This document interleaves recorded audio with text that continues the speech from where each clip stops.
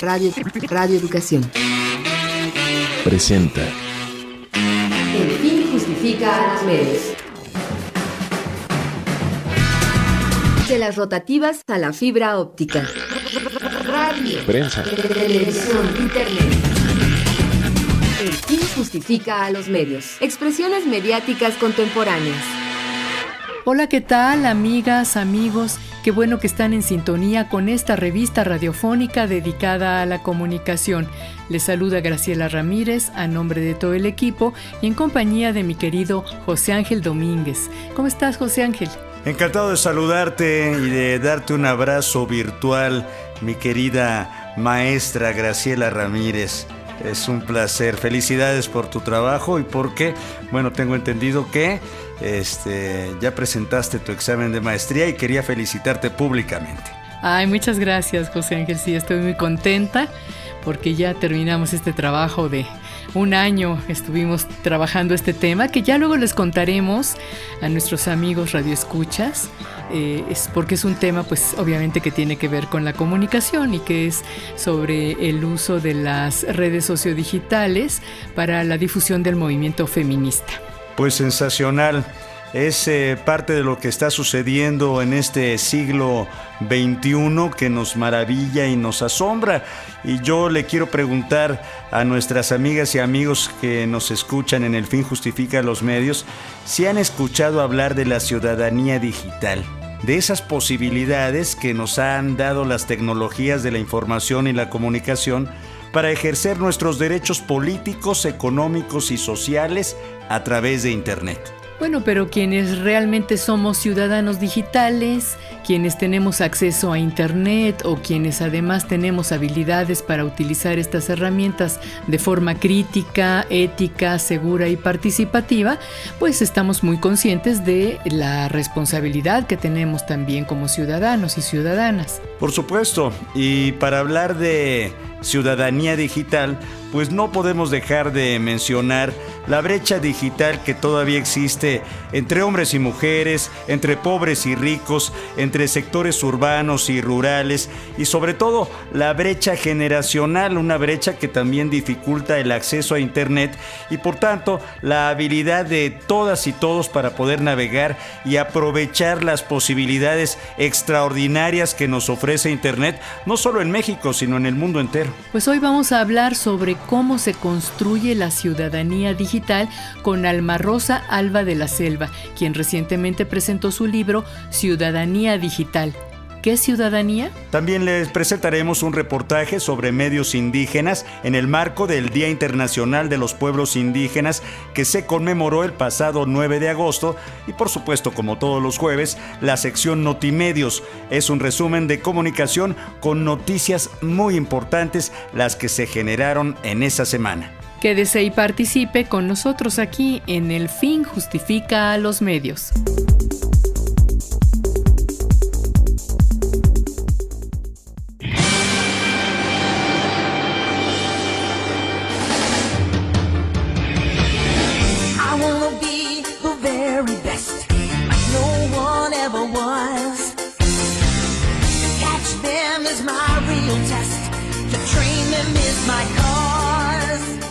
Y en nuestra efeméride de hoy tenemos que un 18 de agosto, pero de 1978, nació Steve Chen, cofundador de YouTube.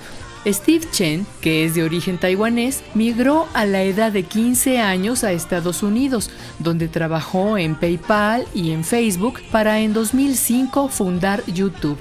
Sobre la idea que originó el surgimiento de YouTube, el informático nos dice: en ese tiempo había un servicio de citas, hotornot.com, hot or not, que es sexy o no, donde subías tu foto y votaban si era sexy o no. Nosotros pensamos que era posible crear una versión de Hot or Not usando videos. Había muchas páginas de citas que usaban fotos, pero en ese momento no había nada que lo hiciera con videos. Y esa fue la idea original de lo que eventualmente se convirtió en YouTube. Después de los primeros días con muy pocos usuarios, decidieron ajustar el sentido de la plataforma a recibir ahora cualquier tipo de contenido. Chen pensó que YouTube se transformaría en un repositorio de videos caseros donde el usuario decidía a quién compartir su contenido. Nunca pensamos que la gente subiría videos para que todo el mundo los viera, que no les importaría quién lo viera, menos que les gustaría tener la mayor cantidad posible de personas viendo su contenido. Eso fue una gran sorpresa.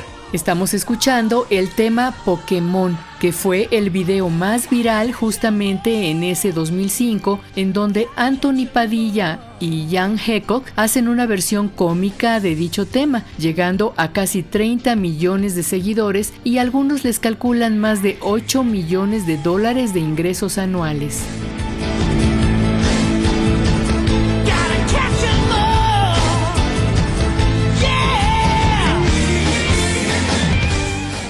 Qué privilegio saber que nos escuchan por alguna de nuestras frecuencias y emisoras en nuestro querido México, y desde luego a quienes lo hacen por internet en cualquier lugar del planeta, también les abrazamos radiofónicamente.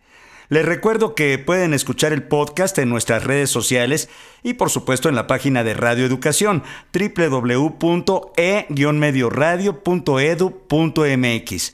La invitación a que participe, a que construya este espacio de la radio pública está abierta siempre. En Twitter estamos como @radioelfin y en Facebook como El Fin Justifica a los Medios. Y sigan con nosotros porque más adelante en nuestra entrevista vamos a ofrecerles el libro del que vamos a hablar hoy, Ciudadanía Digital, de Alma Rosa Alba de la Selva.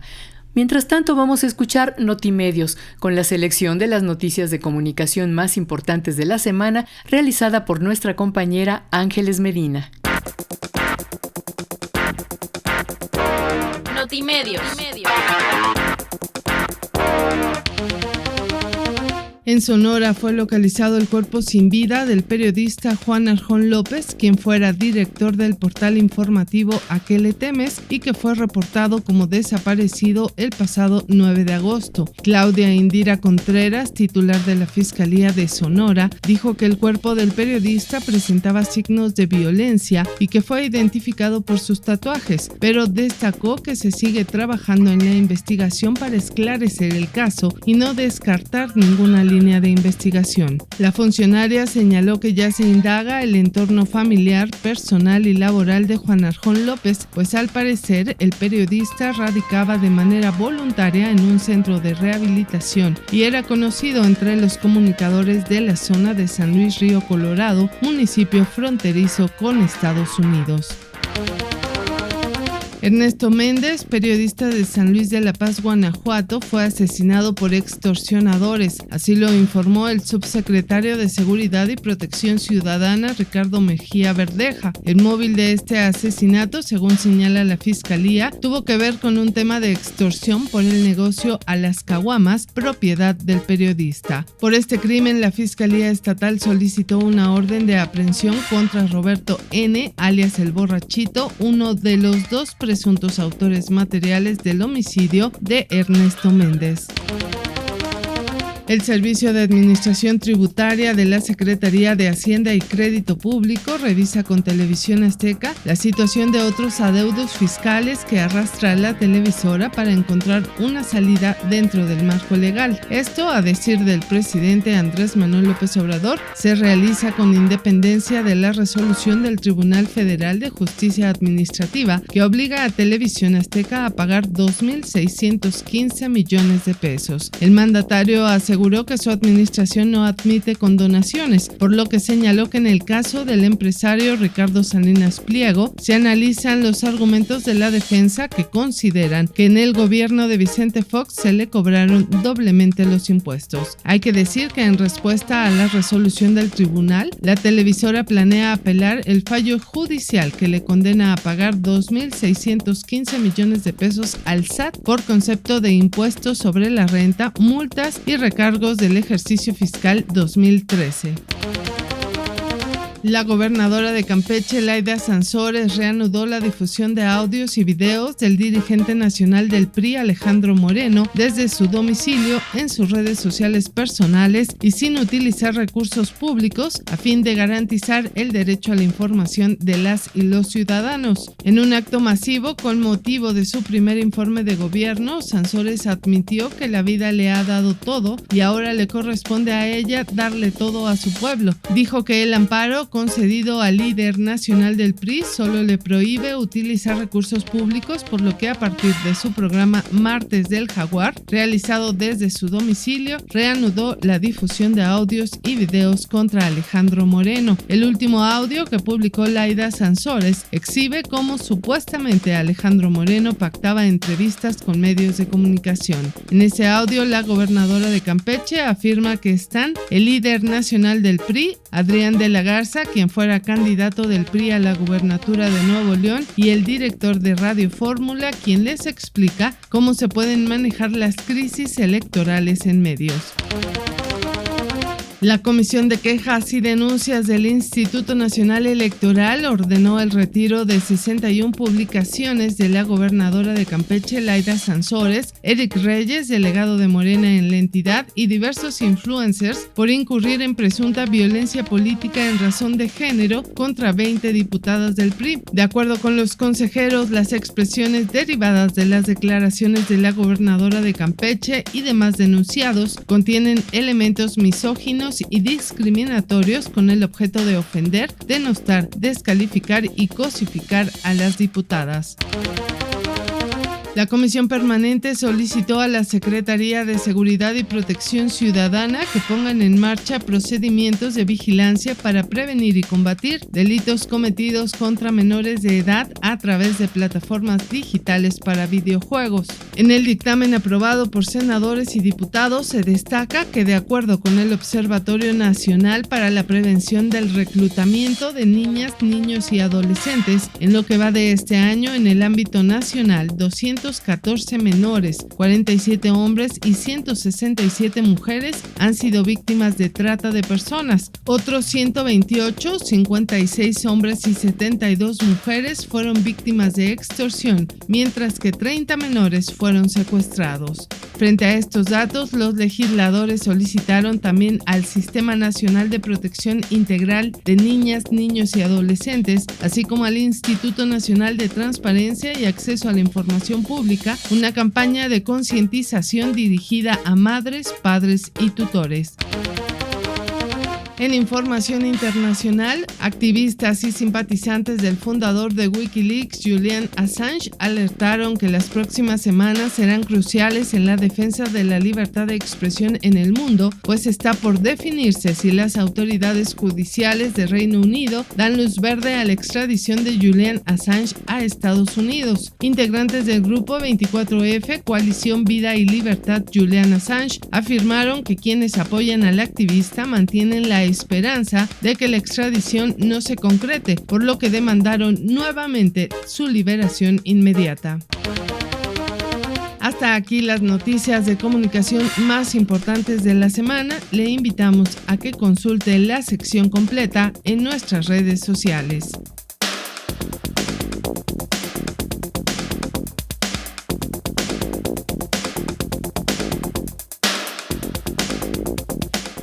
Consulte Notimedios en nuestras redes sociales, en el blog, participe en Twitter como @Radio El Fin, nos encuentra sin ningún problema, y en Facebook estamos como El Fin Justifica a los Medios. Continuamos. Pues comuníquense, participen en este programa a través de nuestras redes sociales y podrán llevarse también alguno de los videos que nos ha regalado el canal 6 de julio para todos ustedes. Valen mucho la pena. Participe. El reportaje.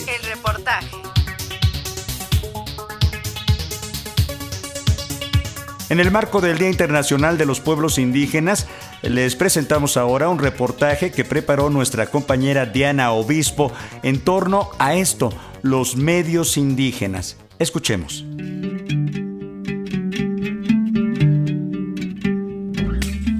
El 9 de agosto de cada año se conmemora el Día Internacional de los Pueblos Indígenas. establecido en 1995 por la Asamblea General de las Naciones Unidas, con el propósito de dar mayor reconocimiento a estas comunidades, sus tradiciones, costumbres, lenguas, valores y sus aportes que han fortalecido a las culturas nacionales.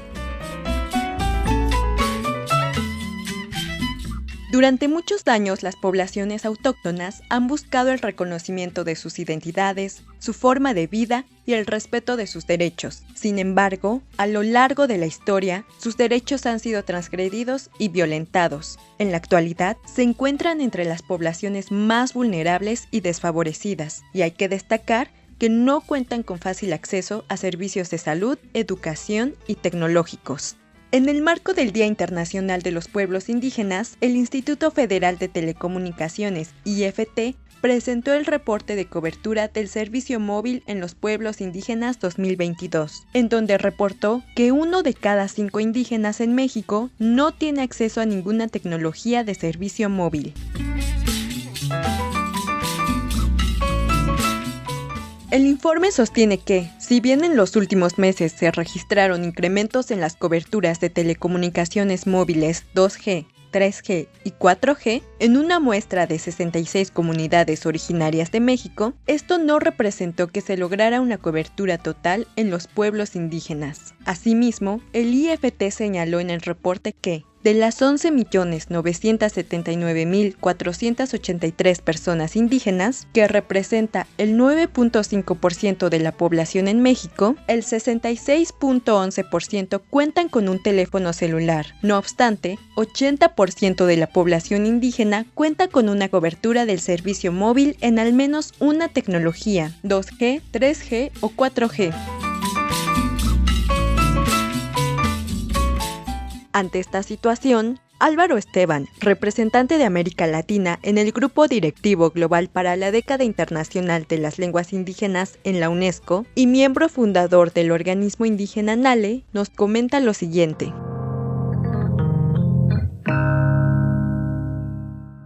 Bueno, hay muchas razones por las cuales esto sucede. La primera y quizás la más contundente por razones de condiciones económicas, de condiciones materiales. Estamos hablando de condiciones de información educativa. Hay que conocer el software, hay que manejar la información, hay que tener acceso a un equipo para poder accesarlo y hay que manipularlo.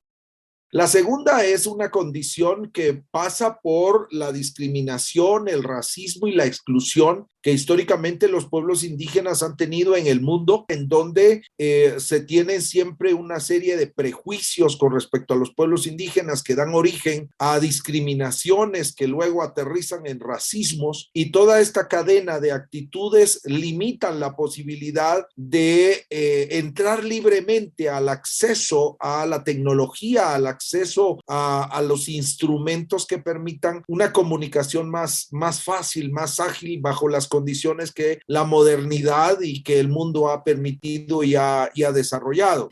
De igual forma, Álvaro Esteban mencionó algunas de las acciones y estrategias que se han implementado para que las comunidades indígenas tengan mayor acceso a las tecnologías de la información y comunicación. Escuchémoslo. Pero creo que en estos 15 años los esfuerzos han sido significativos. En primer lugar, de formación y capacitación. La comunidad internacional lo ha hecho desde las agencias de Naciones Unidas y desde la cooperación bilateral para América Latina. Por otro lado, también se hace desde los propios gobiernos. Los ministerios de cultura en muchos países de América Latina han abierto espacios de formación, de comunicación y de acceso a estas tecnologías. Yo creo que las tecnologías igualmente han facilitado la comunicación entre comunidades, entre dirigencias y sociedad, y sobre todo entre pueblos indígenas. Sin duda, los pueblos indígenas conforman una parte importante de la identidad cultural de cada país. Por ello, es fundamental su reconocimiento, proteger y salvaguardar sus derechos humanos y dar acceso pleno a las tecnologías de la comunicación y la información, para asegurar su desarrollo y la solución a los problemas a los que se enfrentan. Para el fin justificar los medios, Diana Obispo. La entrevista. ciudadanía digital. ¿Qué es ciudadanía? La UNESCO describe la ciudadanía digital como un conjunto de habilidades que permite a las y los ciudadanos acceder, recuperar, comprender, utilizar, crear y compartir información y medios en todos los formatos, utilizando varias herramientas de manera crítica y ética para participar y comprometerse en actividades personales, profesionales y sociales. Esto quiere decir que para ser ciudadanos digitales no solo se requiere estar conectado a Internet, no, también se requiere tener habilidades para navegar. Un estudio del Centro de Investigaciones Sociológicas señala que solo el 39.8% de las personas que nos conectamos a Internet pues tiene habilidades avanzadas para aprovechar todo el inmenso potencial de la red de redes. Y hoy vamos a platicar sobre qué es lo que implica ser un ciudadano digital, y para ello nos acompaña Alma Rosa Alba de la Selva, doctora en Ciencias Políticas y Sociales por la Universidad Nacional Autónoma de México, investigadora, profesora y escritora mexicana. Sus líneas de investigación son el desarrollo de los medios electrónicos, las telecomunicaciones y tecnologías de la información y la comunicación en México, así como sociedad de la información y el conocimiento, además de la brecha digital y la legislación de medios y las telecomunicaciones. Además, una gran amiga de este programa, muy querida, Alma Rosa, muchas gracias por estar aquí con nosotros. Por el contrario, muchas gracias por invitarme. Estoy muy contenta de estar en Radio Educación y tener pues contacto con su audiencia, ¿verdad? Que es muy significativa. Gracias. Muchas gracias. Celebramos tu más reciente libro, Ciudadanía Digital. ¿Qué es ciudadanía? Y cuando hablamos de ciudadanía, bueno, vienen muchas cosas, lo explicas al inicio de tu libro, desde la polis griega y todo este desarrollo a través de la historia de este concepto tan importante. Pero a mí sí me gustaría que arrancáramos, Alma Rosa, con esto. ¿Qué significa ser una ciudadana, un ciudadano digital? Sí, José Ángel, esa es una muy buena pregunta y en tanto es necesario responderla desde una visión, yo diría, multidimensional, como lo es multidimensional también el propio concepto, el propio fenómeno de la ciudadanía digital. Ciudadanía digital quiere decir, por ejemplo, un ejercicio responsable, un comportamiento responsable en la red, en el ciberespacio. Así como un buen ciudadano es aquel que se comporta de manera cívica con otros, ¿verdad? Pues en la red también tiene que haber un desempeño, una acción que sea respetuosa de los derechos, en este caso digitales, de otros, y no ser, por ejemplo, un cracker que anda causando estropicios o, en otro sentido, lanzando mensajes de odio, que usa estas potentes herramientas para incluso pues insultar por ahí, ¿verdad? O burlarse, mensajes de odio, pues, ¿no? Entonces, eso es ser ciudadano digital, pero al mismo tiempo lo es, desde una visión más política, ser alguien que participa en la llamada res pública, ¿verdad? En los asuntos públicos, en aquello que es del interés de todos. Un ciudadano digital lo es cuando ejerce sus derechos. Ejerce esos derechos, esa es la acepción que yo he asumido para trabajar en este libro.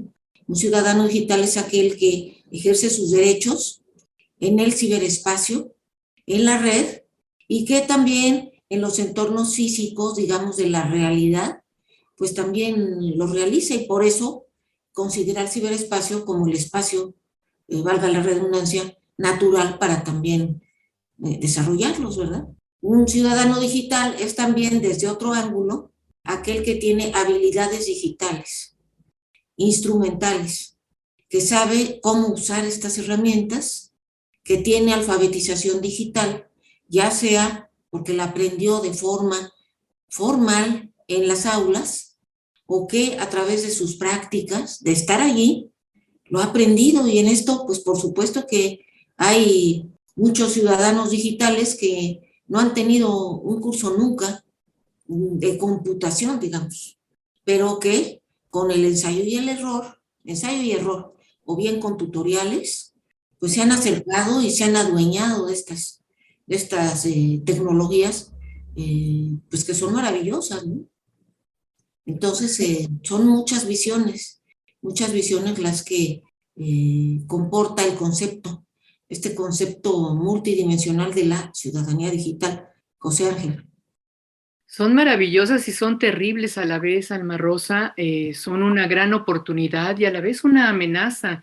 Dices que el ciudadano digital es quien ya aprendió a manejar estas redes sociales, estas tecnologías. Sin embargo, hay distintos grados de manejo, ¿no? O sea, la mayoría de nosotros pues aprendió sin a tomar un curso siquiera, poco a poco, y por lo tanto también ignoramos muchas veces todo lo que está detrás de estas redes, ¿no? El manejo que se hace como muy desde arriba, en donde se están utilizando estas tecnologías pues para lo mismo, de alguna manera, que se utilizaban también los medios convencionales, pero de una manera mucho más incisiva, ¿no? Es decir, para el control social y también para la comercialización, ¿no? Para fines mercantiles, de una manera que muchas veces no nos damos cuenta. Creo que es muy reciente que hemos estado tomando conciencia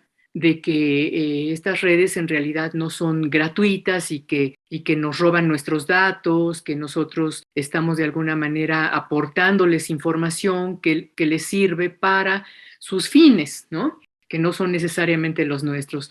Hablas también del interés público. Poder definir qué es este interés público, porque hay un montón de cosas en las que la gente está opinando, muchas veces cosas de política, a veces cuestiones que tienen que ver con las libertades, como es, por ejemplo, todo este tema del feminismo, ¿no? Que es un tema que yo recientemente he estado cercana a él por un trabajo que estuve realizando. Y pues esto ha dado lugar también a que haya partes muy oscuras que se están reflejando ahí. O sea, gente que también traslada la violencia contra las mujeres al ámbito digital, por ejemplo, ¿no? Y hay gente que está muy convencida de que esto, pues con eso está contribuyendo a una forma de pensar de parte de la población al, por ejemplo, criticar el aborto o estar en contra del aborto, al atacar a mujeres que están buscando una mayor libertad sexual, en fin. Entonces, ¿cómo dar paso a una deliberación pública que sea responsable, que utilice estas tecnologías para que aporten a la discusión pública de los temas importantes que justamente se están debatiendo en nuestra sociedad?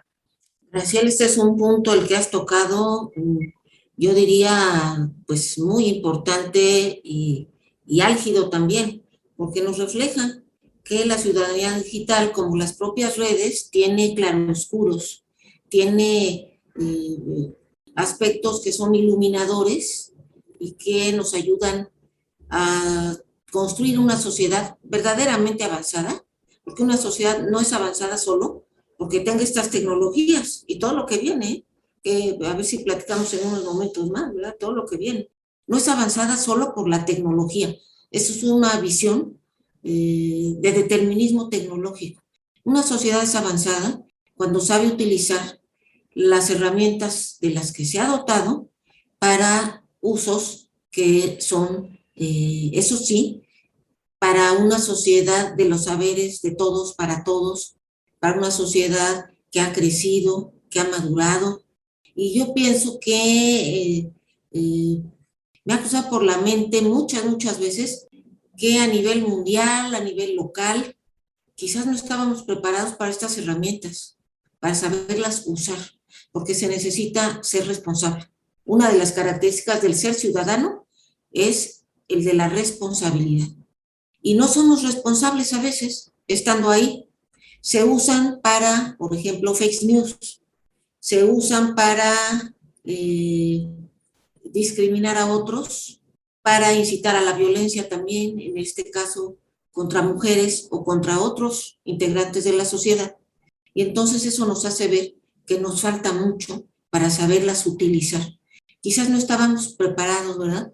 Me estoy recordando de los orígenes de la radio también. Cuando la radio surgió, pues hubo alguien que dijo, la radio surgió y la gente no estaba preparada para la radio. Pensaba que era magia, eso, cuando era un desarrollo tecnológico maravilloso, y lo es, ¿no? Entonces, quizás está pasando algo así. No estábamos preparados, no teníamos la suficiente responsabilidad para estar allí. Y ya lo decía Humberto Eco también en alguna ocasión, ¿verdad?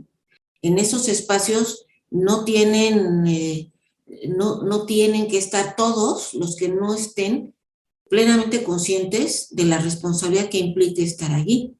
Y este tema nos conduce a la visión educativa, a la educación para los medios, la educación para los TIC, para las TIC, que tiene que ser una educación crítica que nos lleve a valorar si nosotros, por ejemplo, replicamos una información que nos llega, que la revisamos y no nos convence y esto es raro, esto está muy extraño, pero la replicamos, retuiteamos, reproducimos, posteamos sin comprobar, verificar, o incurrimos en algo que han construido las propias redes, que es la polarización, ¿verdad? Y que varias de las redes sociodigitales están pensadas así, para generar polarización, enojo, ira, pero muchos se divierten con eso y entonces tienen una cantidad de visitas, sitios, mensajes que están pensados para eso y tener más seguidores. Entonces, esos son pues desviaciones, perversidades, que cómo, es lo que tú preguntabas, ¿verdad? También, cómo lograr hacer a un lado eso de la red, cómo ir depurando.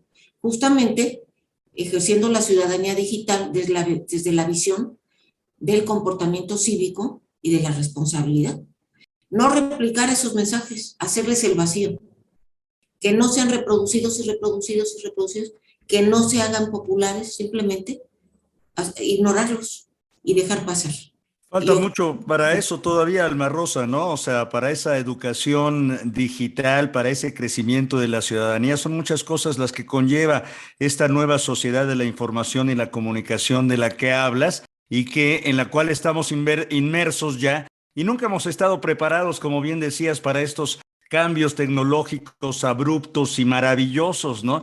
Pero hay también, digamos, en estos claroscuros que se mencionan, ser ciudadano digital no significa nada más tener un teléfono inteligente, como ahora se llaman, un celular o lo que sea, ¿no? Se necesita, hay gente, a pesar de que son millones de personas conectadas, que tienen estas distintas visiones, como bien dices, ¿no? Además hablabas de las fake news, por ejemplo, de esta ir y venir de noticias falsas y de un término que utilizas en el libro que a mí me llamó la atención, la informacionalización de la sociedad. Cuéntanos en torno a esto.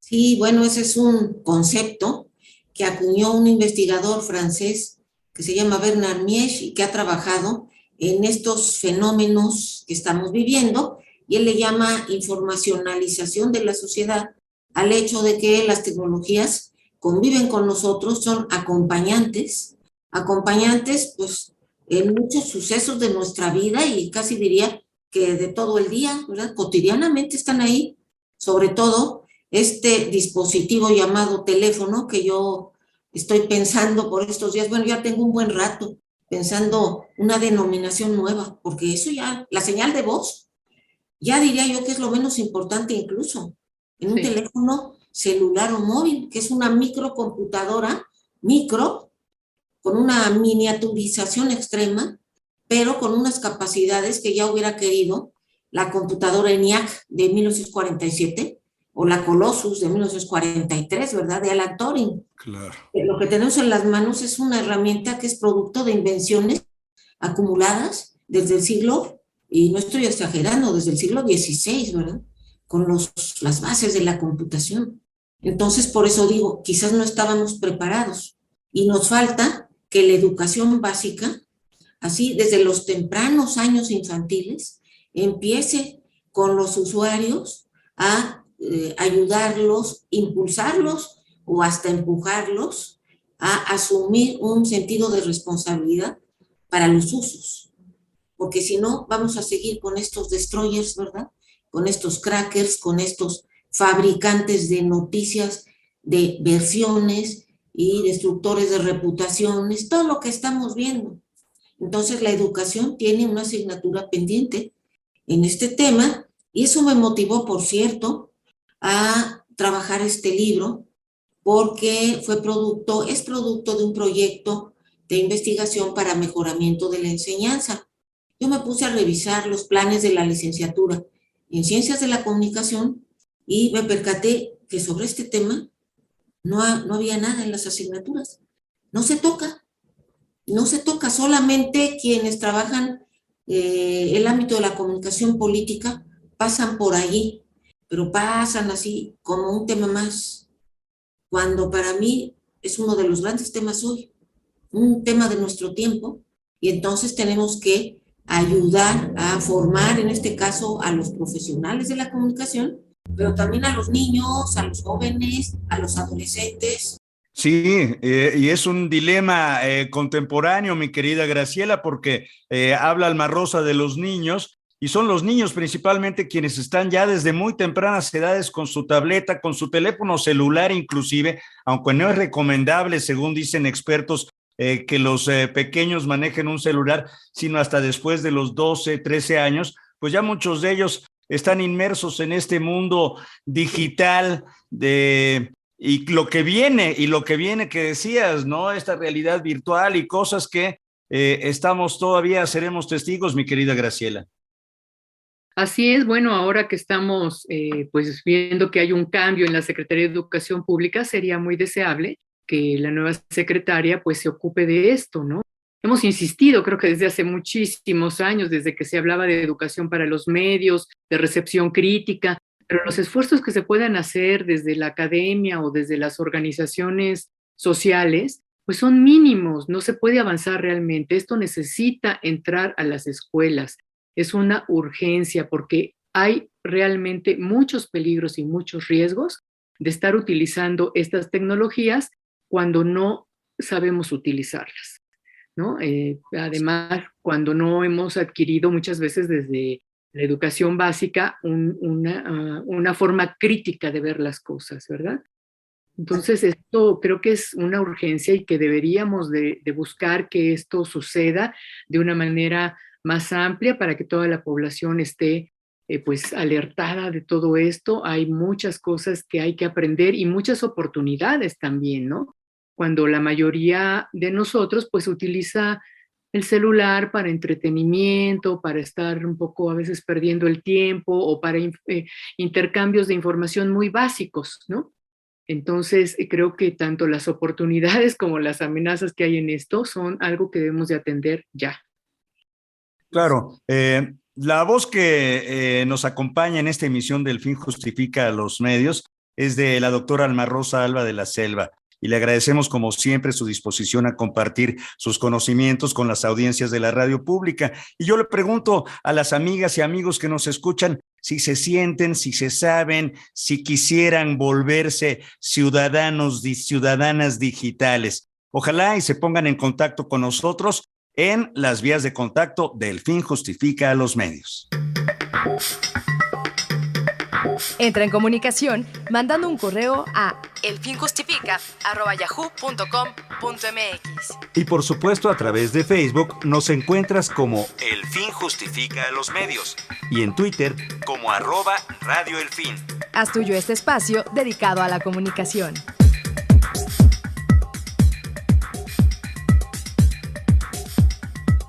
Estamos en El Fin Justifica los Medios, la conversación con la doctora Alma Rosa Alba de la Selva. Celebramos su más reciente libro, Ciudadanía Digital. ¿Qué ciudadanía? Y la pregunta que les hacemos es, ¿se siente usted ciudadano, ciudadana digital? ¿Qué le falta para convertirse o para aprender a discernir, a manejar? Porque pasamos, mi querida Alma Rosa, muchas horas enfrente de estos aparatos. Y sí, decía Graciela, a lo mejor en la entretenimiento, en estas noticias falsas, en la comunicación con nuestras redes sociales, pero hay usos políticos también y tiene que ver con la democracia y con resistencias. La primavera árabe de la cual hablas en tu libro es un caso muy importante, ¿no? ¿Nos cuentas? Sí, sí, José Ángel, por supuesto, nos faltaba mencionar justo esa dimensión de la ciudadanía digital, que es la de implantar, instaurar, digamos, a las herramientas digitales como articuladores de la organización social. Ha habido grandes movimientos sociales en este siglo XXI que han sido organizados con el teléfono, como también se le llama, móvil, en mano, y a partir de allí, pues, acercarse con otros y organizar una expresión pública. Eso también ha ocurrido en este siglo y pues es otra faceta de la ciudadanía digital que, por cierto, para muchos es lo que significa exactamente este concepto. Ciudadanía digital para la gran mayoría significa movimientos sociales del siglo XXI, pero pues explorando otras visiones y otros estudios que existen, pues vimos que, como ya hablamos aquí, hay un repertorio, ¿no? Hay un repertorio de enfoques, de visiones, de acepciones sobre el concepto, pero ciertamente las TIC pues son gran articulador social. Entonces, pues creo que vale resaltar eso, porque ya se habló aquí de feminismo y justo esos movimientos, el feminismo, uno de los grandes movimientos del siglo XXI, ¿verdad? Y que ya venía desde atrás, desde décadas atrás, pero que ha venido cobrando notable fuerza, también se ha valido de este teléfono móvil, de este dispositivo, para organizarse. Entonces, bueno, yo creo que es otro aspecto de la ciudadanía digital, el político, que merece mucha atención y merece también que lo estudiemos a fondo y observemos cómo vienen los movimientos sociales que estuvieron un tanto en espera durante el largo tiempo de la pandemia, ¿no? Vamos a ver, van a resurgir seguramente y yo creo que van a seguir utilizando a las TIC y las nuevas funciones que éstas puedan aportar para ese fin.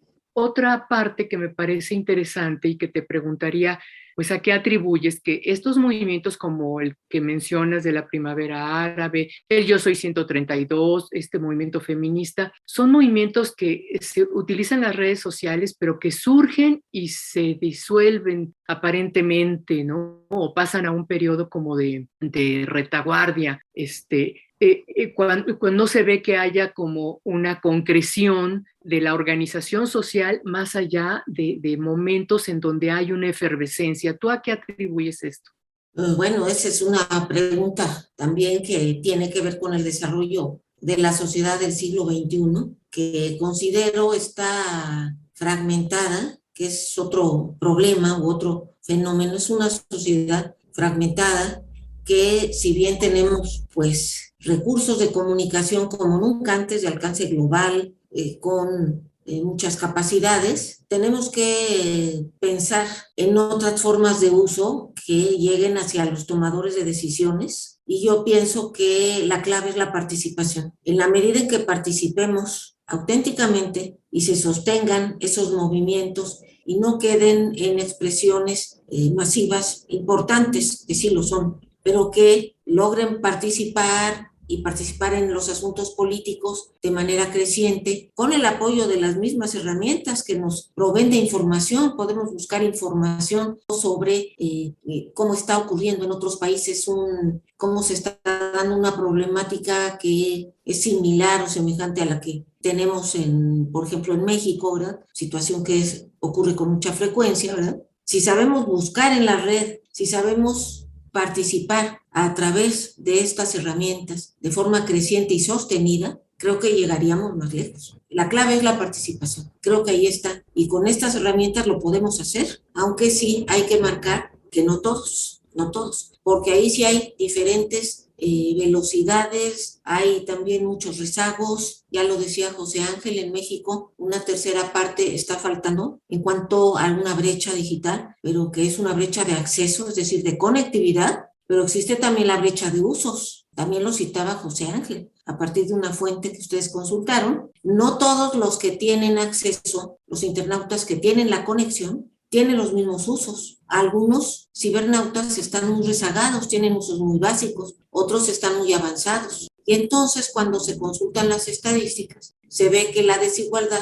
que es un problema pues que nos atenaza en México y en el mundo desde hace siglos, ¿verdad? No ha sido erradicada. Y eso limita la participación. Claro, Alma Rosa, y bueno, en esta lucha por obtener, desarrollar la ciudadanía digital, encontramos adversarios fabulosos, ¿no? Las corporaciones de medios, los operadores de redes que están ahí también manipulando, ya lo decía Graciela, lo mencionaba hace rato, pero decías del futuro, y el futuro nos depara sorpresas, el futuro que ya está tocando la puerta, digamos, ¿no? Porque es casi a la vuelta de la esquina. Se habla de la 5G aquí en México, de el Internet de las cosas, por ejemplo, desarrollos de inteligencia artificial. ¿Qué nos dices? Sí, pues efectivamente, José Ángel, Graciela, pues lo que viene tiene un concepto, una palabra que lo define, que es el post-Internet.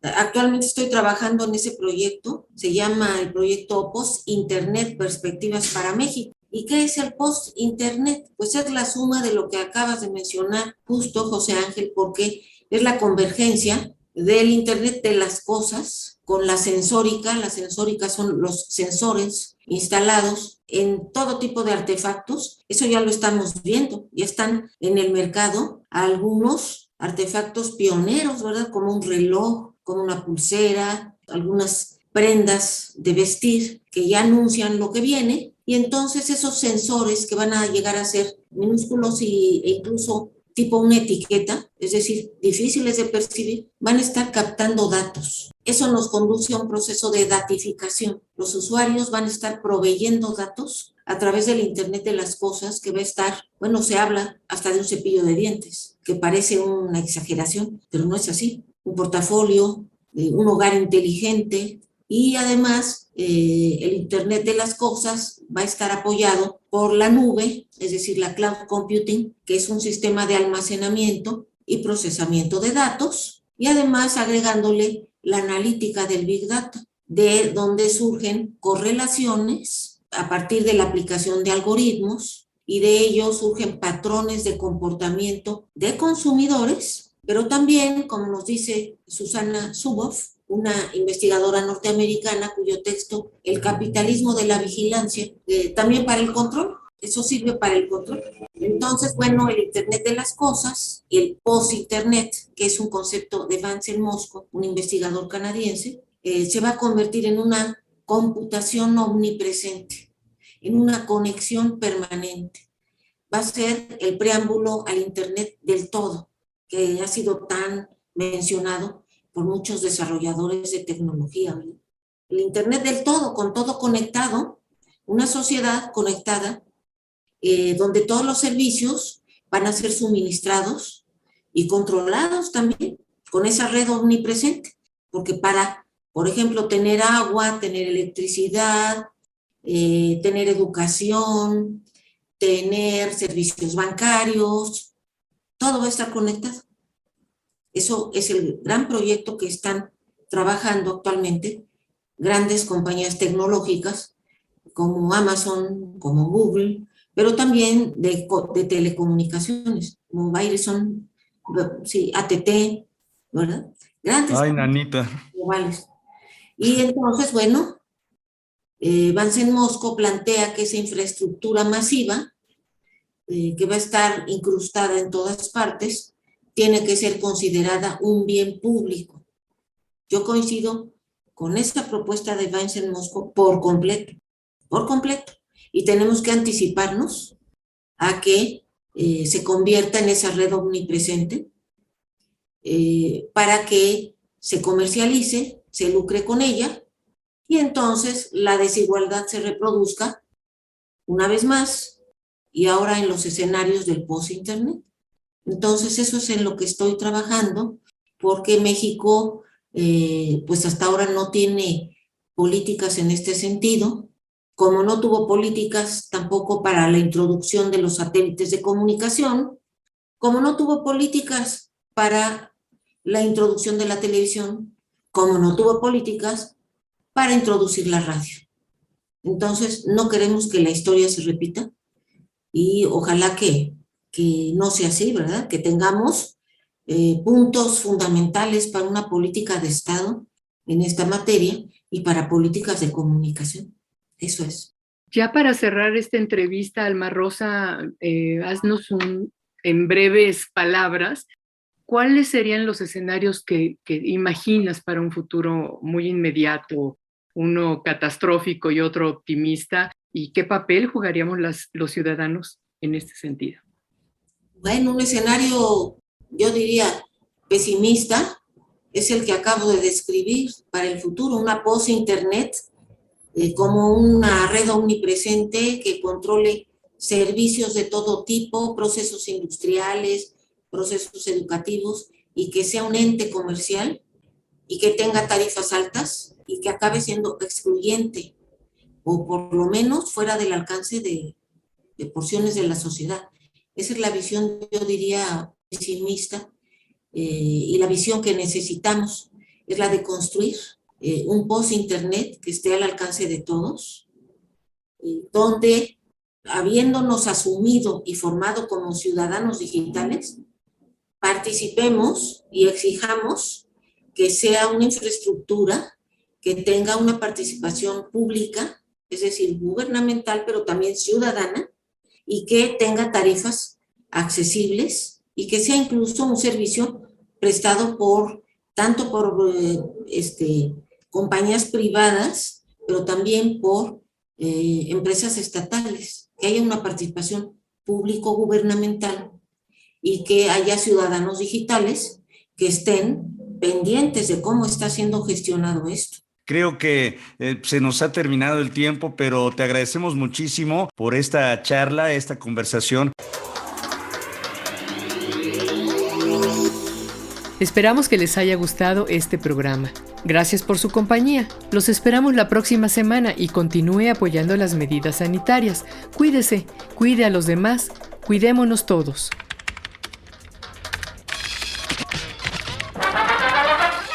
Radio Educación. Presentó. El fin justifica a los medios. Expresiones mediáticas contemporáneas. El fin justifica a los medios. Luis Oropesa, Diana Obispo, Eric Mejía, Ángeles Medina y José Ángel Domínguez trabajamos para usted en una producción de Graciela Ramírez en Radio Educación.